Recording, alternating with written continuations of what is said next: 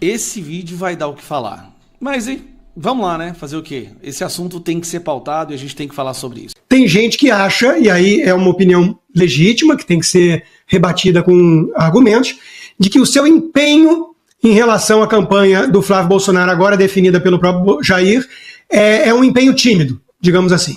Suas redes sociais são uma bazuca, você é um comunicador muito eficiente, basta entrar no seu X e ver a quantidade de ataques que você vem fazendo ao PT, que você também faz aos arbítrios do Supremo, mas em relação ao apoio da candidatura do Flávio, alguns consideram um apoio tímido. Como é que você pretende agir daqui para frente? Você vai estar em palanque com ele? Você vai estar dedicando a sua bazuca, os seus milhões de seguidores, a convencer que o Flávio realmente pode ser esse Bolsonaro mais moderado?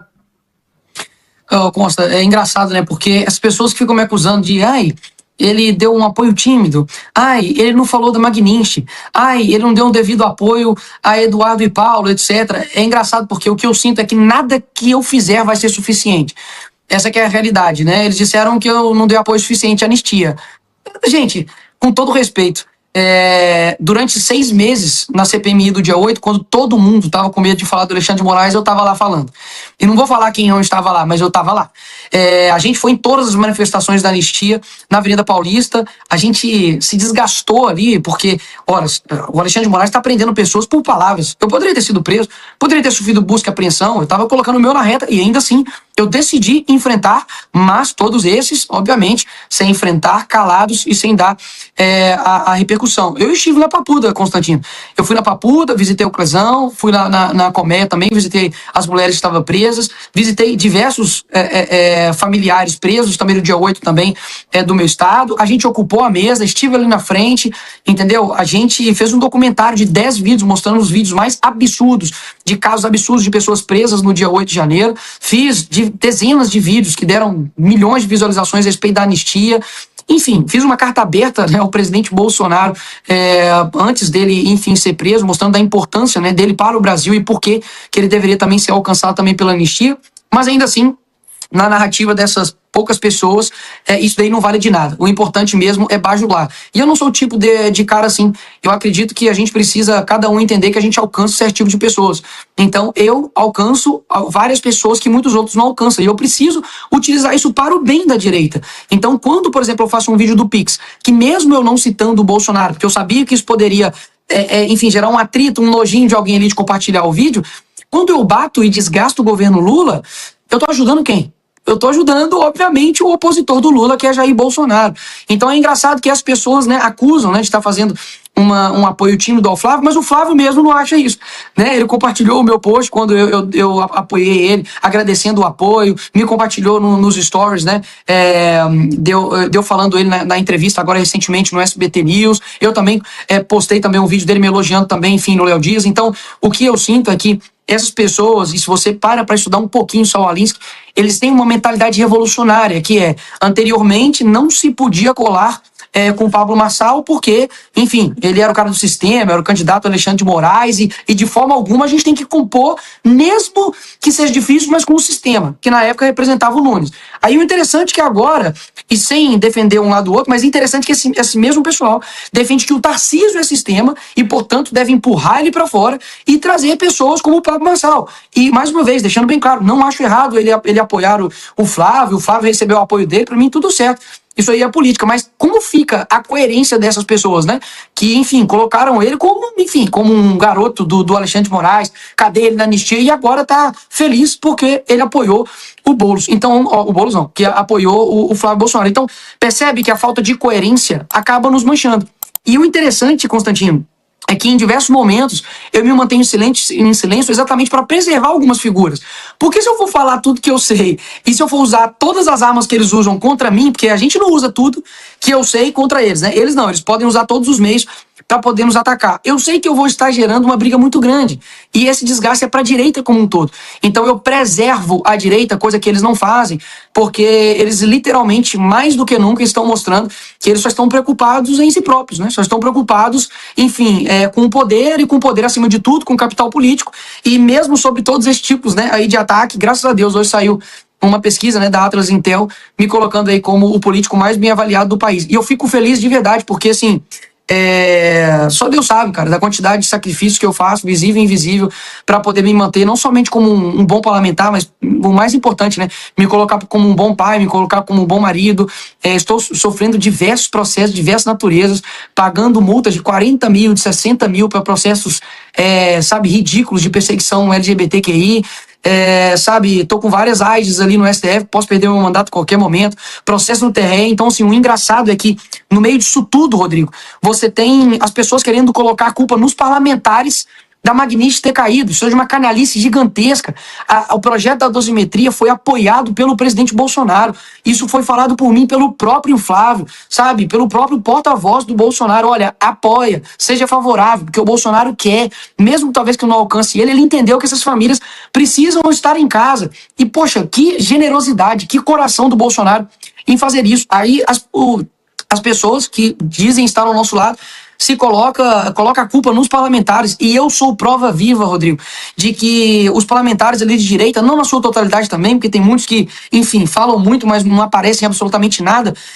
Eu fiquei até 4 horas da manhã na Câmara semana passada. Cabo Gilberto fica lá até tarde. Gayer, Zucco, Cristonieto, Detone, o André Fernandes, Felipe Barros. A gente tem uma gama, Carlos Jordi, gigantesca de pessoas que estão ali diariamente, cara, trabalhando para poder ajudar. E aí coloca-se a culpa em cima dos parlamentares. E, poxa, eles estão dizendo o quê? Que a culpa é da dosimetria. Então, quem pediu para votar favorável foi o Bolsonaro. Então, o Bolsonaro é culpado por derrubar a Magnish. Então, compreende o problema que isso vai gerando, porque é uma mentira e não tem coesão.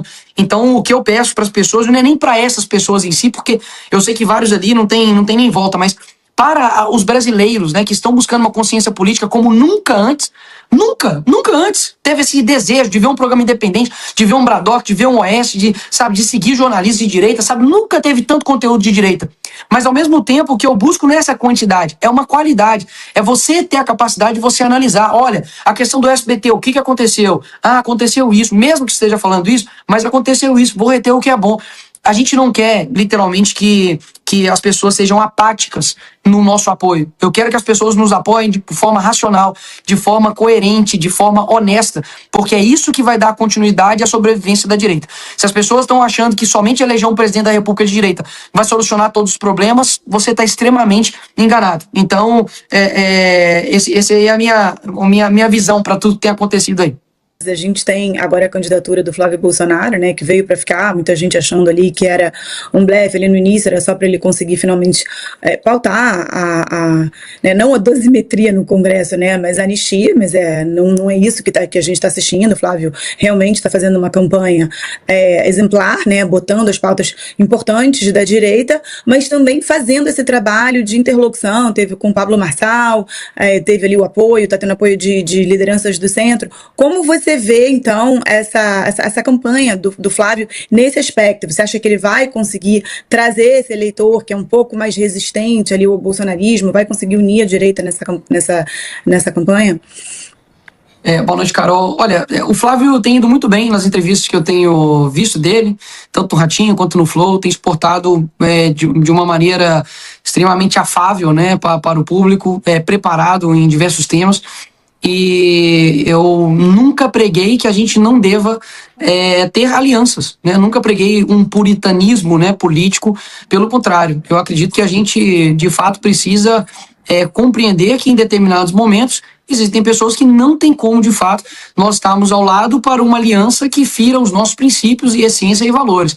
Mas no âmbito da política, a gente sabe que, principalmente no executivo, é necessário, sim, fazer alianças para poder chegar no poder. Obviamente, desde que isso não represente, digamos, um toma lá da cá espúrio, né? Porque a política é feita de interesse e não tem nenhum problema nisso. O nosso casamento, nossas amizades é feito de interesse, mas um bom interesse, né? A pessoa é uma pessoa agradável, você tem uma similaridade de gostos, de vontades, de humor, e tudo bem. Agora, dentro da política, então, tem que ser esse tipo de interesse. Não é o interesse que a gente vê, por exemplo, né, de Lula e Alckmin, né? Que eram inimigos mortais e, por conta de um interesse de poder, acima de tudo, eles se unem de maneira falsa para poder tomar o poder a qualquer custo. Então, essas alianças, né, e apoios que o Flávio tem recebido, inclusive, né, para uma bolinha, né, do Twitter, né, de direita, que praticamente acusa todo mundo de traidor. Daqui a pouco o próximo passo é falar que o Bolsonaro é traidor do bolsonarismo, né, porque não vai restar ninguém mais para poder acusar de traidor. Para mim isso é política, para mim isso é natural. Eu mesmo sempre preguei, enfim, conversar com todos, dialogar com todos. Obviamente é muito diferente uma conversa, um diálogo, de uma aliança política que, enfim, você irá entregar algo que aquela outra pessoa, você também vai ter que entregar algo para ela que seja ruim. Dando um exemplo aqui, né? Suponhamos que você indique um ministro do STF que seja ali de centro, mas ele pede para você para poder ser favorável, né, ao aborto. Isso aí não é o tipo de aliança que eu estou defendendo, né? Obviamente eu defendo uma aliança em que entre os nossos princípios, os nossos valores, a nossa essência se mantém. Então, para mim, é natural. Agora, engraçado, né, que muitos que nos acusavam, né, os intergalácticos, que diziam aí, né, sobre Pablo Marçal, mesmo não tendo nenhum tipo de relacionamento, de network, de business, de algo, enfim, informal com ele, quando vi ele no futebol lá com o Neymar, eles colocam como, né, se fosse o maior inimigo, né, do Bolsonaro, falou que ele é um traidor, etc e tal, e agora dando o apoio ao Flávio. E não discordo, tá? Acho que é natural da política a gente receber os apoios, porque a gente é infinitamente melhor do que o Lula. Só que para essa turminha fica aí, né, o aviso aí para os telespectadores, né, que prestem mais atenção em quem vocês escutam, em quem vocês dão a sua audiência, mesmo que seja pouca, mas que vocês dão ouvidos, porque essas pessoas literalmente são torcida. E a gente, quando, principalmente vocês, né, que fazem um trabalho jornalístico, vocês não podem ser torcida, né? Vocês têm que ser analistas, muitas vezes a tua opinião vai gerar um atrito, mas é importante falar. Eu mesmo, quando lá atrás eu disse, olha, a gente não pode perder a eleição do ano que vem. Essa é a minha preocupação. Nós não podemos perder a eleição do ano que vem, porque a eleição do ano que vem significa mais 3 novos ministros do STF indicados pelo Lula. Significa mais 4 anos de Haddad tocando a nossa economia da forma como está. Eu não acredito que o Brasil consiga sair de uma recessão com 20 anos de PT no poder. Então essa é a minha preocupação, e eu deixei isso bem claro na reunião, quando o Flávio anunciou a sua candidatura ali. Eu falei, olha, Flávio, eu só acredito que a gente tem que ter a liberdade de, como direita, já que nós defendemos uma democracia, a liberdade de expressão, né, a liberdade de fala, e nós somos um grupo, nós somos um corpo, e cada parte do corpo tem a sua função, né? A mesma mão que ela afaga vai ser a mão, talvez, que vai dar um tapa para o bem, né? O mesmo olho que enxerga para poder não cair, também, enfim, o olho que também vai enxergar aquilo de bom, e tá tudo bem. A gente tem que ter a maturidade de, como um grupo, principalmente sabendo que a gente não pode cometer erros agora. A gente não tá numa época que a gente pode cometer o luxo de cometer erros, porque a esquerda ela é expert em propaganda e campanha, e não pode subestimá-los. Então, eu sempre preguei isso, que a gente mantenha uma coerência, e se for mudar de rota, né, que tudo bem, avise, vamos mudar de rota. Pessoal, antigamente a gente falou a respeito do centro, batemos muito no centro, mas agora a gente entendeu que precisa alocar as pessoas, né, de maneira correta, de maneira transparente, sem mudar os nossos princípios, e tudo bem. O que não dá é para ter, infelizmente, ali um grupo que as pessoas se tornaram PhDs em afastar as pessoas. E hoje, mais do que nunca, a gente tem compreendido que, se a gente não alcançar as pessoas ali, né, principalmente do centro, até mesmo pessoas, né, de esquerda, que não são tão de esquerda, outras pessoas irão alcançá-las. E eu pretendo sempre alcançar essas pessoas, porque, como cristão, eu não posso ficar pregando para convertido. Eu preciso alcançar as pessoas que não concordam comigo, as pessoas que estão ali muitas vezes em cima do muro. Então, muitas vezes eu preciso sim fazer uma meia-culpa, dar ali um quê, digamos, de razão para uma pessoa, talvez, que, eu não gosto do Bolsonaro nisso. Fala, tudo bem, ele pode ser um cara um pouco grosso, fala um pouco de palavrão, etc., mas olha isso daqui. E muitas vezes as pessoas da direita perderam essa capacidade de comunicação, de persuasão, de honestidade, de coerência de pautas e de agenda, e isso pode nos prejudicar. Então, eu acredito que, enfim, a candidatura do Flávio, no sentido de escolha do Bolsonaro, é totalmente justificável. Afinal de contas, quem ele mais confia, né, do que o próprio filho. Por um outro lado, você tem pessoas que estavam fazendo uma análise, né, de talvez assim, será que a coisa vai engrenar? As últimas pesquisas, né, agora mostraram um avanço até mesmo do próprio nome do Tarcísio.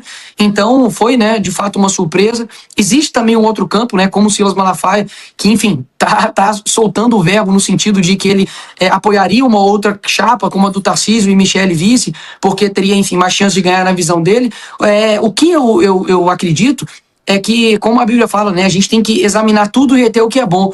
Eu escuto o Silas, e do tanto que o Silas já fez vídeo, já me atacando diversas vezes, já teve diversas pessoas, né, que eu escuto e que eu sigo que já falaram mal de mim, e eu ainda assim continuo escutando a todos, porque eu acho que seria muita soberba da minha parte acreditar que eu tenho a verdade e eu não quero ouvir ninguém mais. Então eu acho que nesse momento agora é importante que principalmente as nossas lideranças, o Flávio, né, enfim, o partido como um todo, deputados, senadores, escutem tanto o povo quanto as pessoas, escutem os empresários, escutem o pessoal do agro, escutem os professores, escutem os pais e mães, escutem o tio, escutem o taxista, escutem o cara do Uber, escuta, enfim, as pessoas comuns, obviamente além, né, das pesquisas, porque eu acho que esse feeling, né, de não perder o tato com as pessoas é muito importante para a gente tomar as decisões, né, porque realmente vai ser uma eleição muito acirrada e eu não tenho dúvidas que todos que falem, mesmo talvez sejam de forma áspera, mesmo talvez seja da forma como você não gostaria de ouvir,